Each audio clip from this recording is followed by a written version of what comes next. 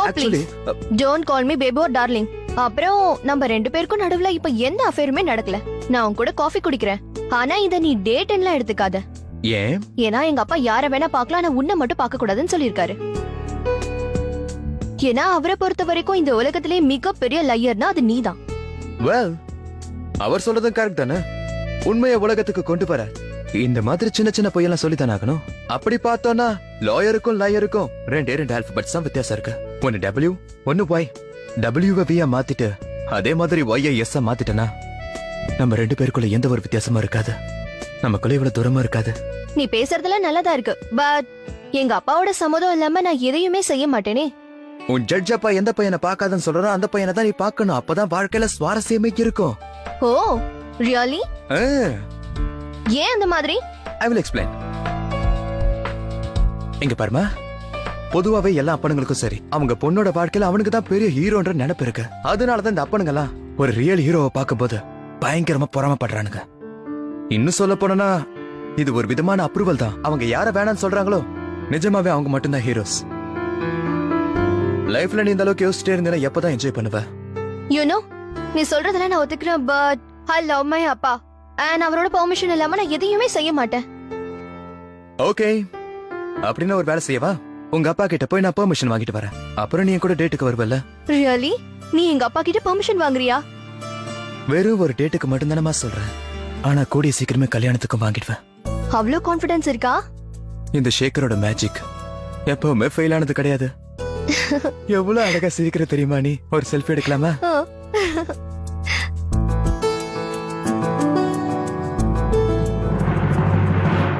உன்னோட குழந்தை எவ்வளவு நல்லா வளர்ந்துட்டான் பாரு.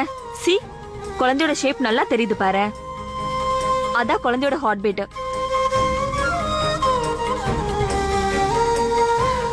இந்த ஹார்ட் பீட்டை நான் கேட்கும் போதெல்லாம் இங்க பாருங்க சார், இப்ப வெறும் ஹார்ட் பீட்டை மட்டும் தான் கேட்க முடியும். இன்னும் ஒரு மாசத்துல இந்த சின்ன உயிர் உலகத்துல வந்து அழ ஆரம்பிச்சிரும். மனுஷனோட வாழ்க்கையில ரொம்ப முக்கியமான மொமெண்ட் ரெண்டு இருக்குதான். ஒண்ணு, நம்ம கூட வாழ்க்கை போறா, நம்ம மூச்சு காத்து மாதிரி கூடவே இருக்கிறவங்க. ரெண்டாவது, இன்னும் முக்கியமானவங்க அவங்க தான், நம்ம கூட சேர்ந்து கடைசி மூச்சை விடுறவங்க. நான் சொன்ன முதல் விஷயம் ஒரு குழந்தையோட பிறப்பு. ரெண்டாவது விஷயம் யார் கூட இருக்குன்னே தெரியாது.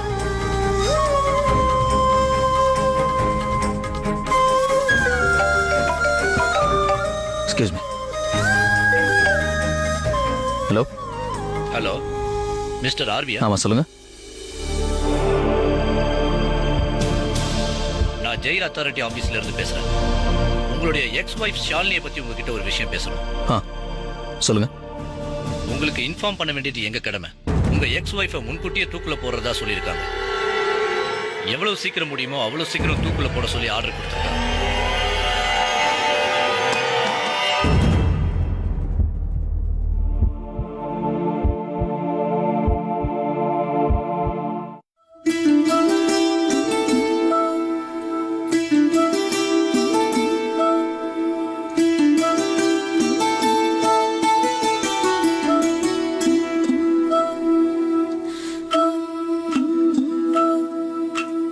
யாரோ யாரோ நான் யாரோ, உன்னை விட்டு நான் வேறோ, தன்னந்தனியே நின்றால் என்னை ஏற்பாரோ? காற்றே காற்றே சொல்வாயோ, காலம் தாண்டி செல்வாயோ, கண்ணீர் விட்டு கரையும் என்னை காப்பாயோ? இது கனவா கனவா, இல்லை நனவா நனவா? இது கனவா இருந்தால் கலைந்தே போகும் போகட்டும். இது நிழலா நிழலா, இல்லை ஒளியா ஒளியா? இது நிழலா இருந்தால் இருளில் கரைந்தே மறையட்டும். ஓ யாரோ யாரோ நான் யாரோ, உன்னை விட்டு நான் வேறோ, தன்னந்தனியே நின்றால் என்னை ஏற்பாரோ?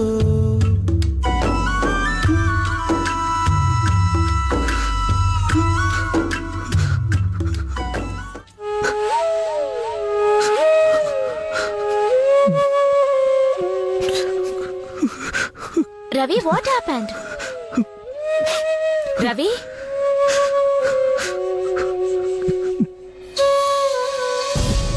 Hello hello hello hello sir, நான் சொன்னது கேட்டுச்சா? உங்க எக்ஸ் ஒய்ஃபை தூக்குல போடுற டேட்டை முன்கூட்டியே மாத்திருக்காங்கன்னு நான் சொன்னேன்.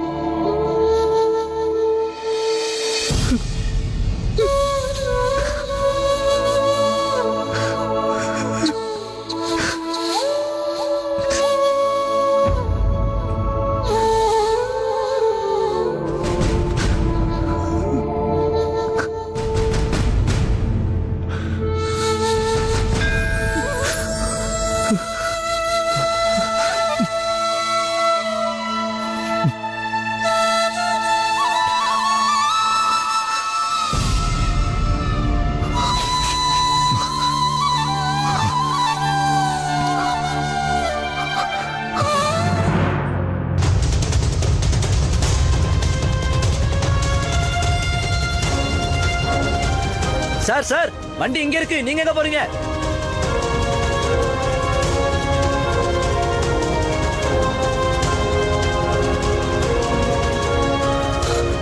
டாக்ஸி! சார், நம்ம கார் உள்ள நிக்குது சார். மேடம் வீட்டுக்கு கூட்டு போ. போங்க சொல்றேன். ஷாலினி ரவியா? அந்த பேர்ல எந்த கைதியும் எங்க ஜெயில இல்ல, சாரி. என்ன சொல்றீங்க நீங்க? எனக்கு இப்பதான் ஜெயில் அத்தாரிட்டி கால் பண்ணி சொன்னாங்க. ஷாலினி தூக்குல போட போற டேட் ப்ரீபான் பண்ணிருக்காங்க. அதாவது எந்த டேட் ஃபிக்ஸ் பண்ணிருக்காங்களோ அதுக்கு முன்னாடி போட போறதா சொன்னாங்க. அப்ப நீங்க ஷாலினி பாலகிருஷ்ணன் பத்தி கேக்குறீங்களா? ஷாலினி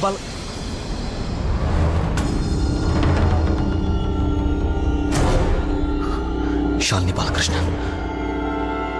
ஆமா, நான் உங்களை சந்திக்க விரும்புறேன். உங்க இஷ்டத்துக்குலாம் நீங்க யாரையும் பார்க்க முடியாது சார். ஷாலினி யாரை பார்க்க விரும்புறாளோ அவங்கள மட்டும்தான் அவ பாப்பா. சோ ப்ளீஸ் நீங்க கிளம்பலாம். Thank you.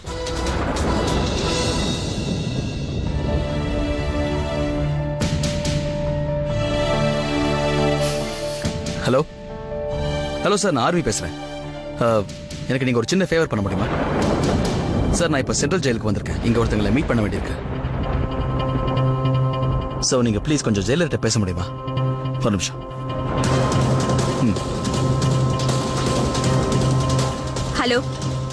Yes sir. Okay sir, கண்டிப்பா சார், நான் பாத்துக்கிறேன். Sure sir.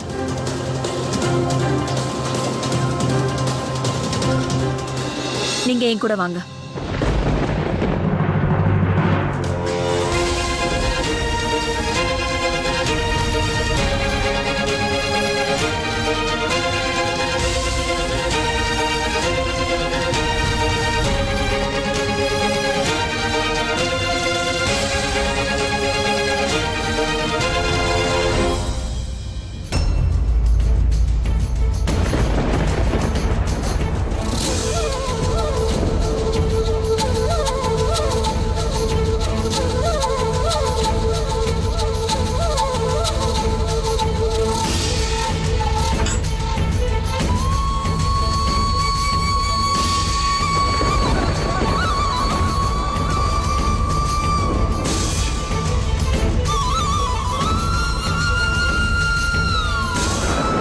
வாங்க.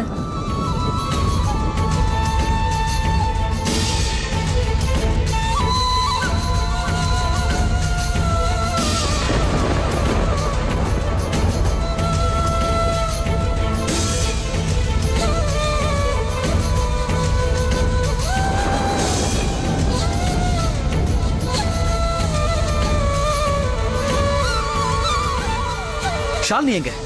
இது அவளோட செல் தானே? ஆமாங்க. ஐம் சாரி, நான் உங்ககிட்ட சொல்ல மறந்துட்டேன். ஷாலினியை கூட்டிட்டு போயிட்டாங்க. என்ன சொல்றீங்க? எங்க? தூக்குல போறதுக்கு முன்னாடி ஷாலினி கிட்ட சில ஃபார்மாலிட்டிஸ் எல்லாம் பண்ண வேண்டியது இருக்கு. அதனால அவங்கள வேறொரு இடத்துக்கு மாத்தி வச்சிருக்காங்க. என்ன ஃபார்மாலிட்டிஸ் அது?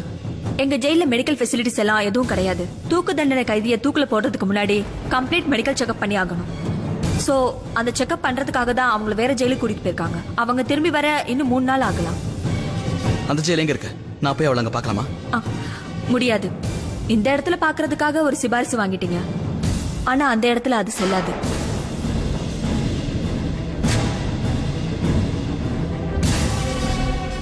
நான் ஒரு வாட்டி உள்ள போய் பார்க்கலாமா?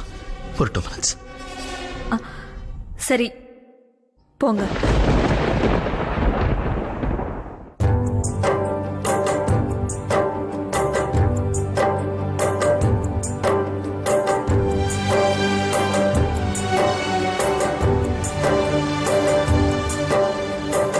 பூங்காற்றே கொஞ்சம் உண்மை சொல்ல வருவாயா போராடும் நியாயம் சாட்சி சொல்லி போவாயா மேகங்கள் கலையலாம் வானமே கலையுமா உள்ளங்கள் கலங்கலாம் உண்மையே கலங்குமா ஆறுதல் கூறாயோ அருகில் வந்து பூங்காற்றே கொஞ்சம் உண்மை சொல்ல வருவாயா போராடும் நியாயம் சாட்சி சொல்லி போவாயா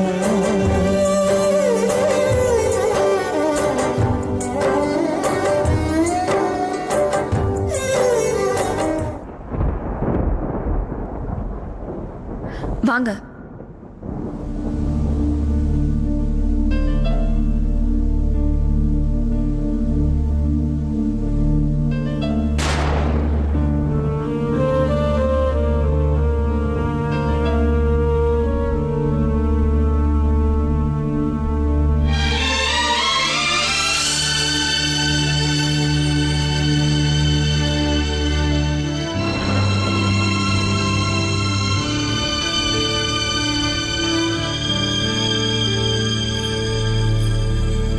ஷாலினி ஒருத்தரை காதலிச்சால, அவரை பத்தி ஏதாவது தெரியுமா உங்களுக்கு?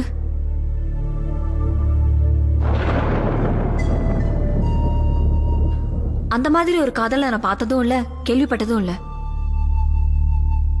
ஏன்னா யாருக்காகவும் தன்னுடைய வாழ்க்கையை எப்படி நரகமாக்கிக்க மாட்டாங்க.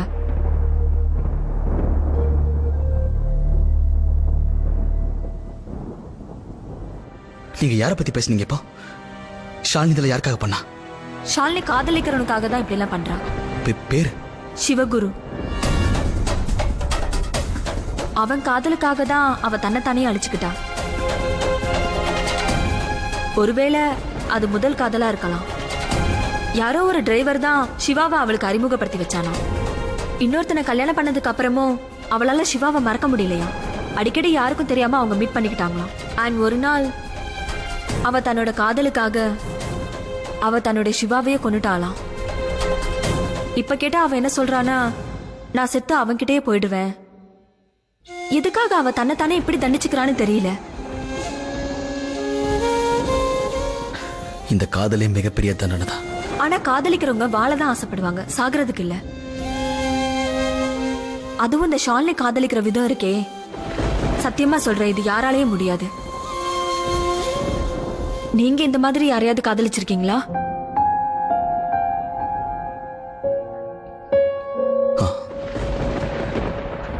ஒரே ஒரு தடவை.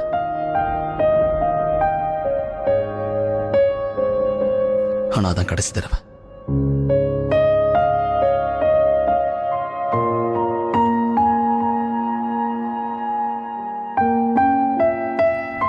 எனக்கு தெரியும் நீ எப்பவும் அவனைதான் காதலிச்ச. தப்பு என் பேர்ல தான். நீ என்னதான் காதலிக்கிறன்னு கற்பனை பண்ணிக்கிட்ட. இந்த உண்மையை புரிஞ்சுக்க முடியாம போனதுனால இவ்வளவு பெரிய அசம்பாவிதம் நடக்க அதுவே காரணமாயிடுச்சு. உன் சிவா உன்னை விட்டு போயிட்டான். இப்ப நீ என்ன விட்டு போற. போறதுக்கு முன்னாடி கடைசியா ஒரு தடவை முகத்தை பார்க்கணும்னு ஆசைப்பட்டேன். உன்கிட்ட ஒரு வார்த்தை சொல்லணும்னு நினைச்சேன். ரெண்டு பக்கமும் காதல் இருந்தா அதை கட்டி காப்பாத்த ஒரு ஜென்மம் போதும். அதுவே ஒரு தலை காதலா இருந்தா அதை அடையிறதுக்கும் சரி, மறக்கிறதுக்கும் சரி, ஒரு ஜென்மம் பத்தாது. இன்னைக்கு ஒரு பக்கம் நீ இருக்க, இன்னொரு பக்கம் என் காதல் இருக்கு. அது என்னைக்குமே ஒரு தலையாதான் இருந்திருக்கு. என் ஷாலினி இந்த உலகத்துல இருக்க போறதில்ல. ஆனா என் காதல் என்னைக்கும் உன் மேலதான் இருக்கும்.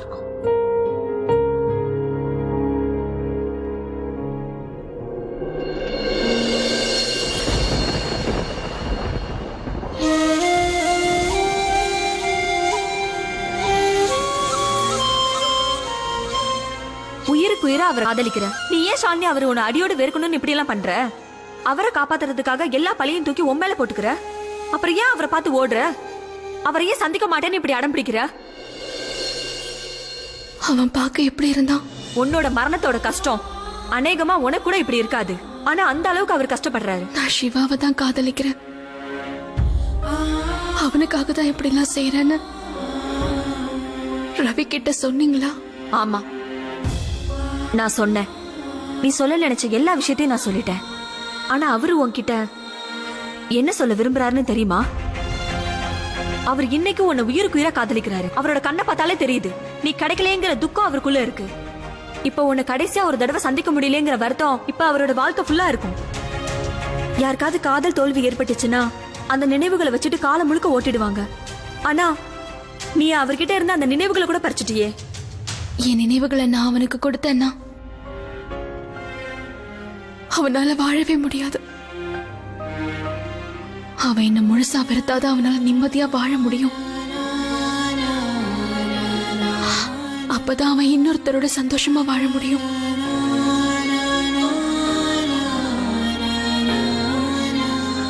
ஒன்னு சொல்லட்டுமா ஷாலினி? உன்னோட காதலை விட உன்னோட தியாகம் தான் ரொம்ப பெருசு. நீ எந்த அளவுக்கு காதலிக்கிறங்கிறத அவர்கிட்ட நேரடியா சொன்னா எவ்வளவு நல்லா இருக்கும். நீங்க 2 பேரும் சேர்ந்து வாழ்ந்தா எவ்வளவு நல்லா இருக்கும்.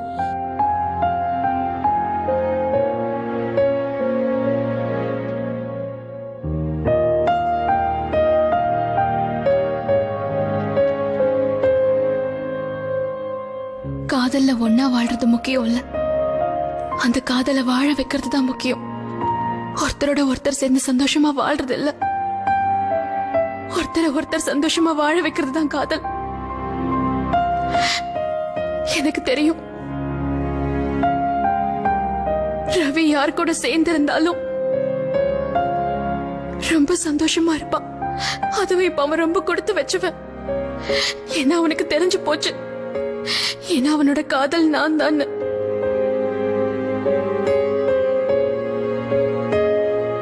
அதே மாதிரி நான் அதிர்ஷ்டம் கிட்டவன். நான் அவனை மட்டும்தான் காதலிக்கிறேன்னு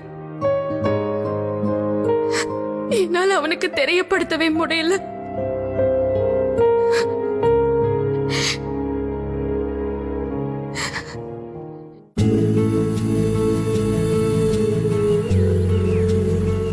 Britannia Nutri Choice Digestive. இதுல எவ்வளவு ஃபைபர் இருக்குன்னா you can actually feel it. ஆனா ப்ளீஸ் நான் சொல்லி நம்பாதீங்க, நீங்களே ட்ரை பண்ணி பாருங்க.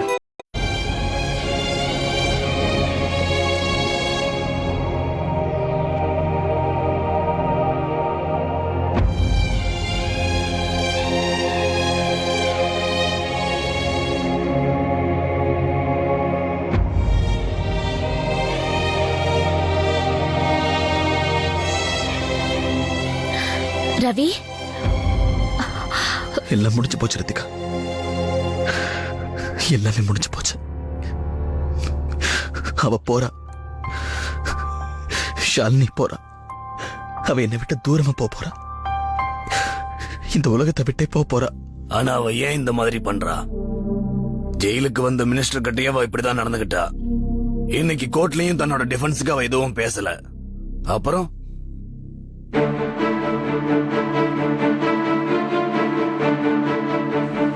என்னடா இது? அங்க முதல்ல வெளியே வெயிட் பண்ணிட்டு இருந்தேன், இப்ப உள்ள வந்து வெயிட் பண்றேன். இவர் குணம் இவர் பொண்ணுக்கு இல்லாம இருந்தா சரி. ஜட்ஜி சார் இந்த போலீஸ் ஆண்டி கூட எதுக்காக சண்டை போடுறாரு? ஒருவேளை இந்த ஆண்டியை பார்த்த உடனே மனசுல மணி அடிச்சிருக்குமோ? டிங்கு டிங்கு டிங்கு டிங்கு டிங். நானும் அவளுக்கு உதவி செய்ய தான் விரும்புறேன். முதல் தடவை தீர்ப்பு கொடுக்கும் போதே நினைச்சேன், ஆனா அவளுக்கே இதுல விருப்பம் இல்லையே. அப்புறம் நம்ம என்ன பண்ண முடியும்? சார் வாழ்றதுக்கே விருப்பம் இல்லாத ஒரு பொண்ணு அப்படிதானே சார் பேசுவா? ஆனா நாம அப்படி விடக்கூடாது சார். அவ ஒரு நிரபராதி, அவளுக்கு தூக்கு தண்டனை ரத்து செய்யணும் சார். அவ நிரபராதின்னு நீங்க எப்படி சொல்றீங்க? சார் இது வரைக்கும் நீங்க 1000 கைதிகளை என்னோட ஜெயிலுக்கு அனுப்பியிருக்கீங்க. ஆனா நான் யாருக்காவது உங்ககிட்ட வந்து பேசியிருக்கேனா? எனக்கு நல்லா தெரியும் சார், அவ இன்னொருத்தரை காப்பாத்துறதுக்காக தான் தூக்கு தண்டனைக்கு ஒத்துக்கிட்டா. சார் நான் சொல்றத நம்புங்க, அவ எந்த தப்பும் பண்ணல. சார் நம்ம கண்ணு முன்னாடி ஒரு குற்றவாளி விடுதலையானா நம்ம அதை வேடிக்கை பாக்குறோம். ஒரு நிரபராதிக்கு தூக்கு தண்டனை கிடைக்குதுன்னா அதை வேடிக்கை பார்க்க முடியாது சார்.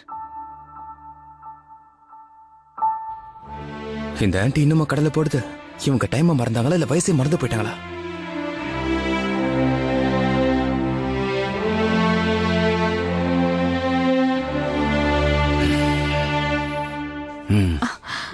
Thank you sir.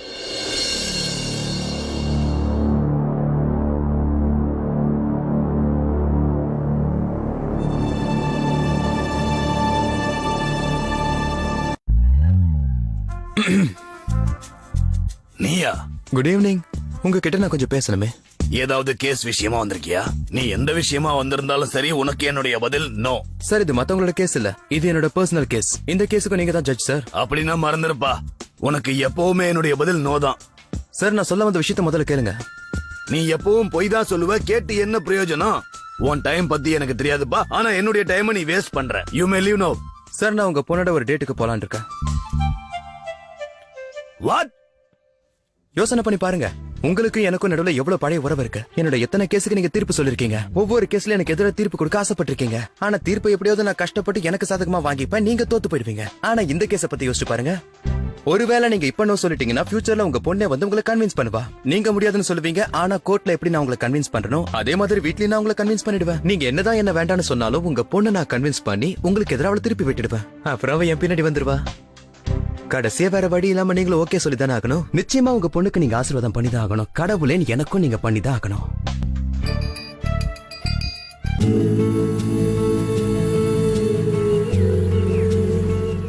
உறவே உயிரே இணைந்து வழங்கியோர் என் ஸ்கின்னுக்கு என் Medimix, Medimix and med soap, Dabur Meswak complete oral care toothpaste, Meera herbal hair wash powder, flowers instant coffee mix. இனி காஃபிக்கு பால் வேண்டாம், சுகர் வேண்டாம், டிகாஷன் வேண்டாம்.